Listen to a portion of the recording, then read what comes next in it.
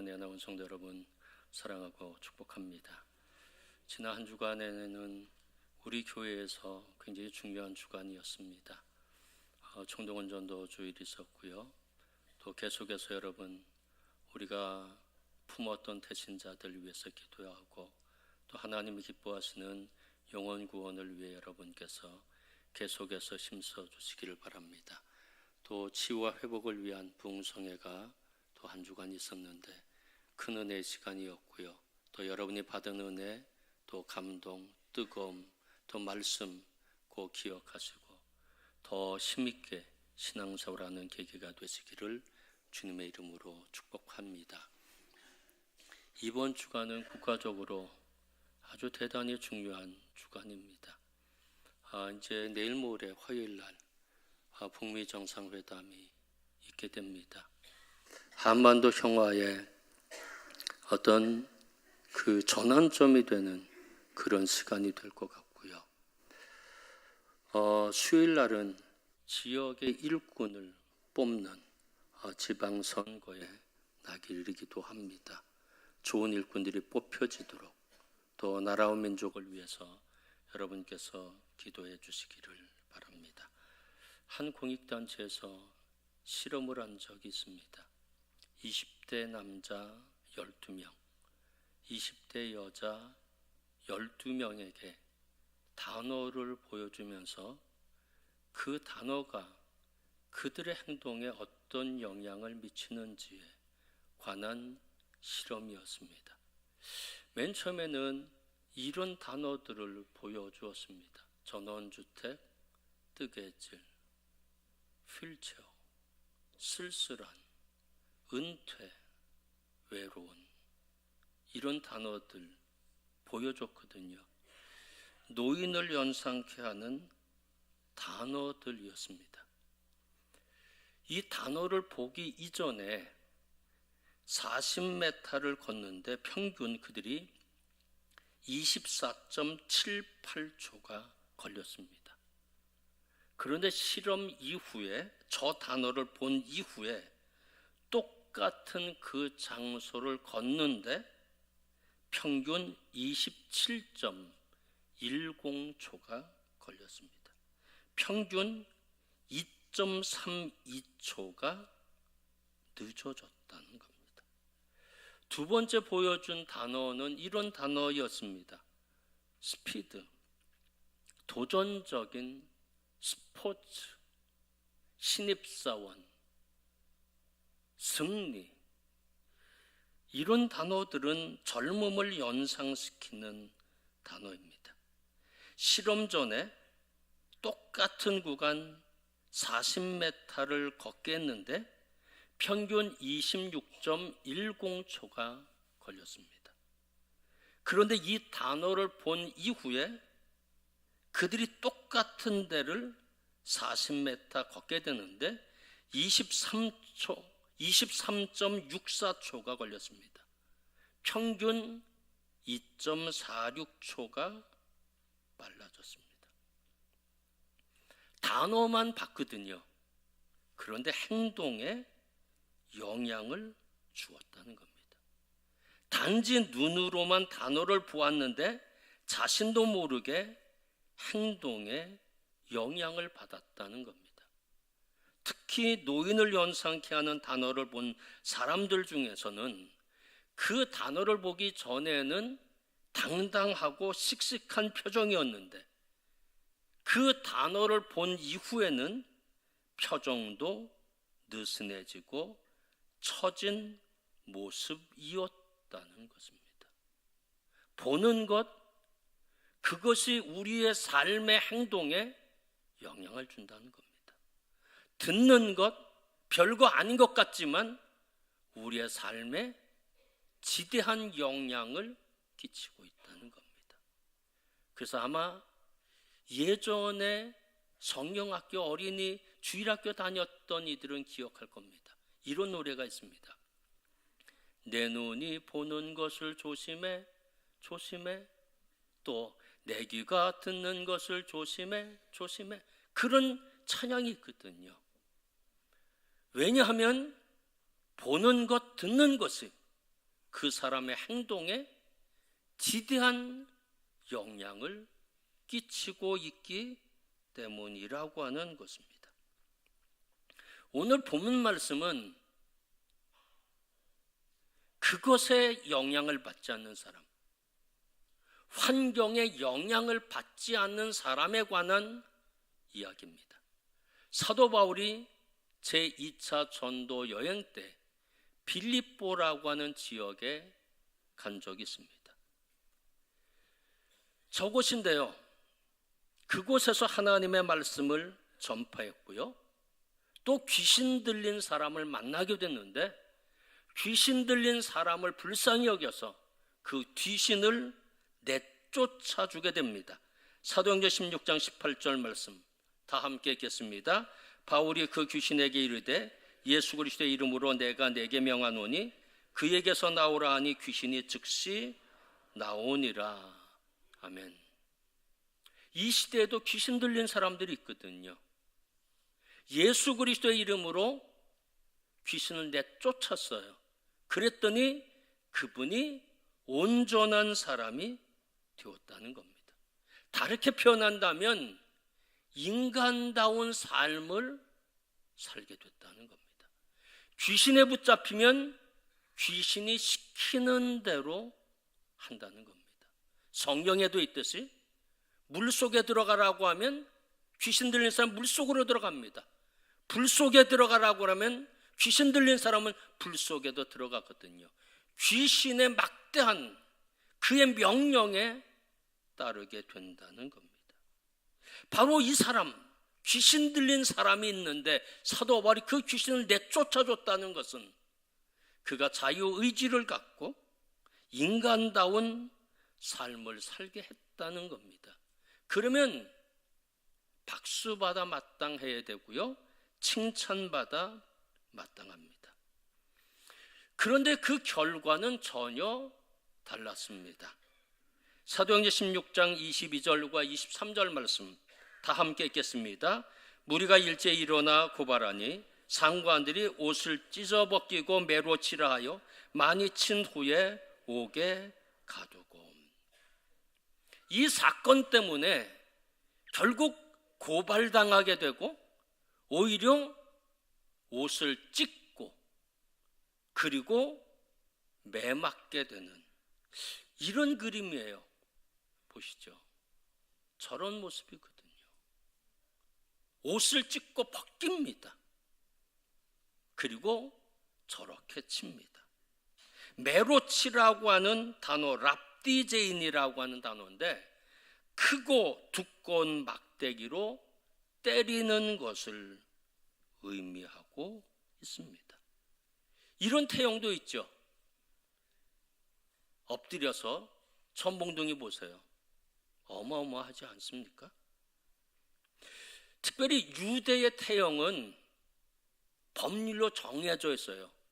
40대를 넘지 못하게 했습니다.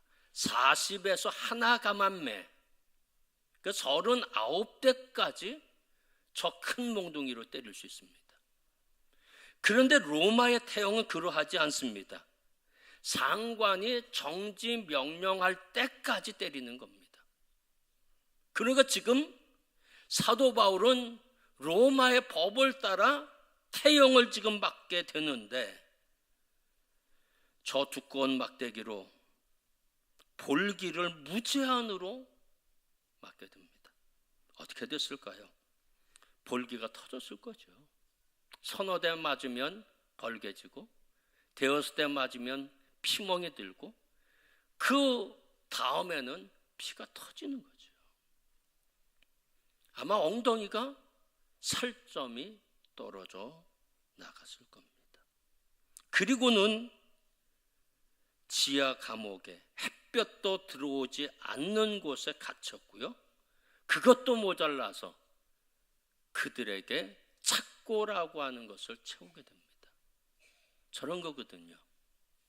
착고는 어떤 역할을 하냐면 행동의 자유를 박탈하는 것이 착고라고 하는 것입니다.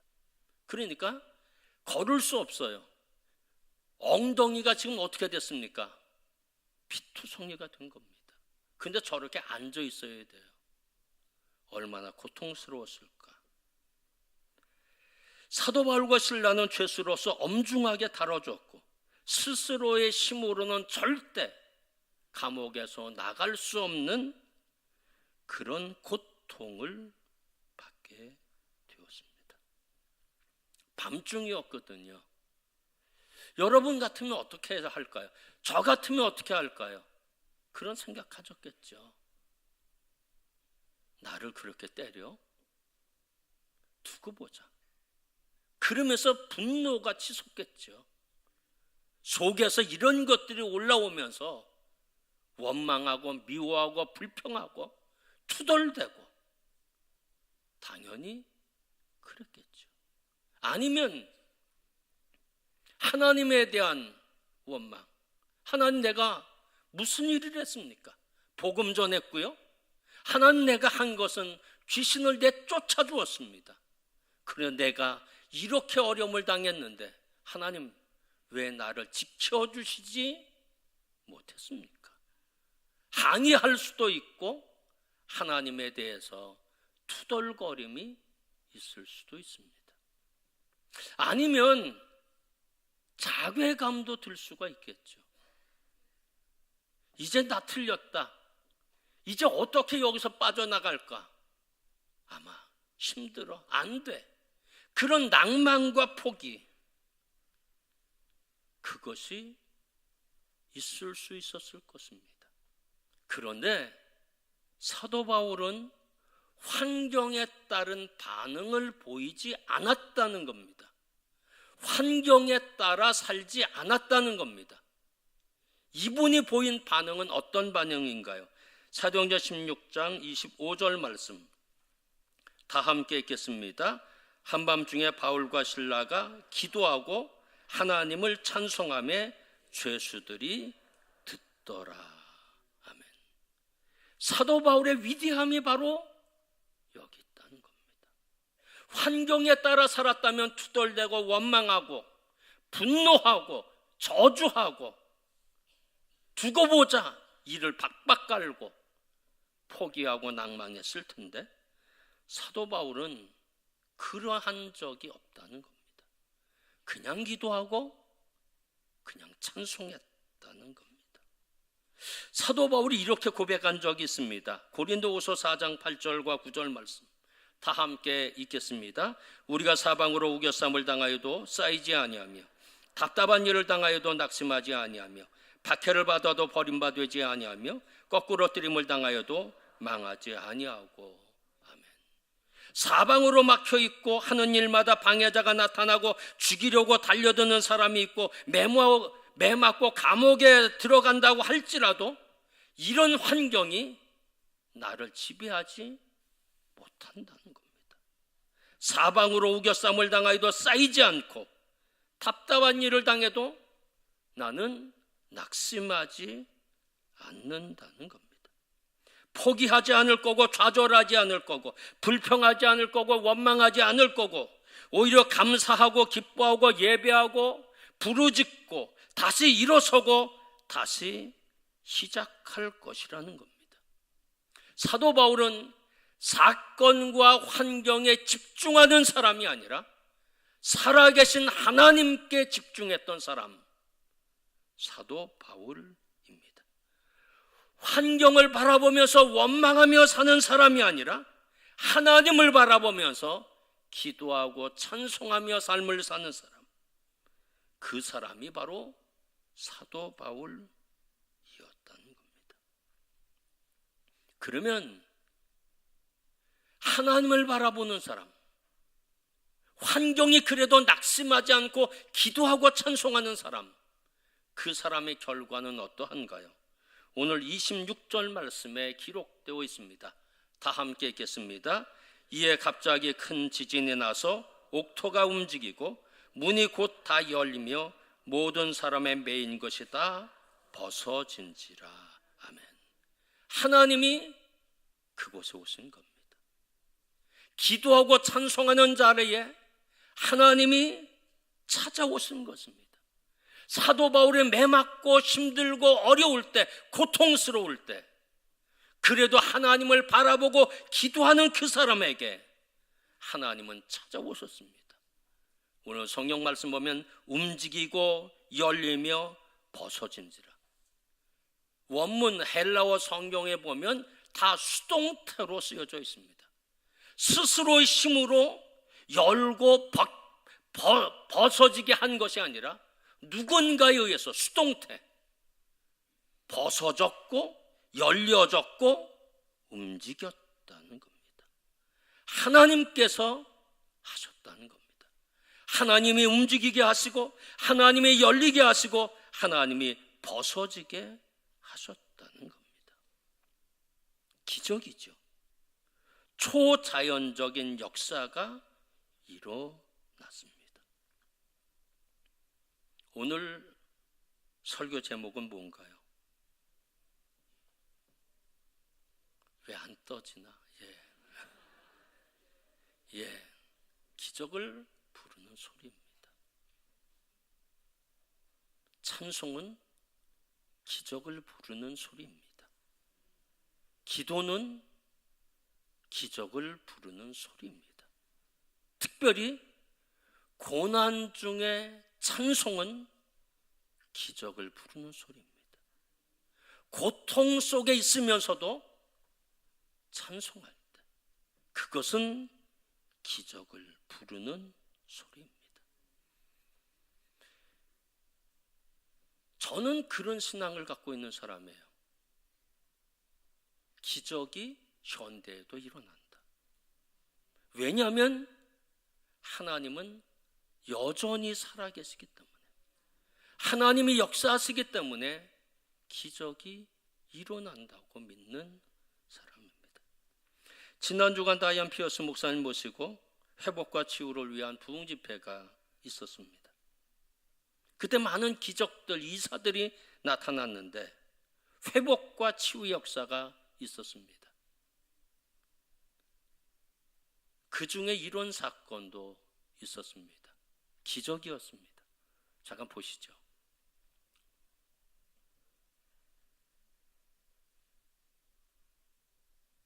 엄마 걸어봐. 이렇게? 어머, 이거 웬일이야 이거? 잘 보고 다녀, 엄마. 뛰지 말고. 다시 또 와. 엄마, 다시 와봐. 이렇게? 응. 이렇게 가? 이거 웬일이야? 허리 펴고. 이거 웬일이야 이거? 응. 어머 이거 웬일이냐고? 어머 어떡해? 엄마. 아유. 하나님 만나고 오시더니 그냥 엄마 달라지시네. 엄마 이거 기적이 아니야. 엄마가 말해봐. 이거 기적이 아니야. 엄마 지팡이도 안 짚고 어머. 교회 갔다 오더니. 엄마 한 발자국이라도 이렇게 지팡이 안 짚고 걸을 수 있었어? 엄마가 얘기해봐. 못 걸었지, 엄마. 지팡이 없이. 불안해? 응, 불안해. 이렇게 했는데도 이게 안 됐는데 이렇게 죽여가서 하나 사진을 머리. 옳지. 이렇게 와. 의창. 그거를 목사님한테 이렇게 하면 고쳐달라고 그냥 앞에 나가서 두 번 받고 두 번. 세 번째 갈 땐 또 해줘야 되는 거 아니라 또 아까 받은 와. 꿈을 꿔서 내가 해버려서는 안 돼. 엄마 뭐라고 기도해서 어디 또 봐봐. 엄마 뭐라고 기도했다고 하나님? 이제는 인간이라 아무것도 모릅니다. 밥만 먹고 똥만 쌌습니다. 건져주세요 하나님. 그럴 때니까 뭐 그렇게 기도했어. 어째라. 하는 거지. 녹음 더 하는 거지. 왜 잘못했죠? 이거 어떻게 이거 나 기도가 녹음했어? 내가 아들보다 더 그러니까. 낫냐? 저 좀 예, 감사합니다. 그 지순만 그 성도님이신데 83세이고요. 이명애 권사님의 시어머니이십니다. 2013년도에 뇌졸중, 뇌출혈로 쓰러졌고요. 한쪽이 마비됐습니다. 5년 동안 투병 생활을 했습니다. 거동이 어려워서 바깥 출입을 거의 하지 못했습니다. 그리고 휠체어 없이는 움직일 수가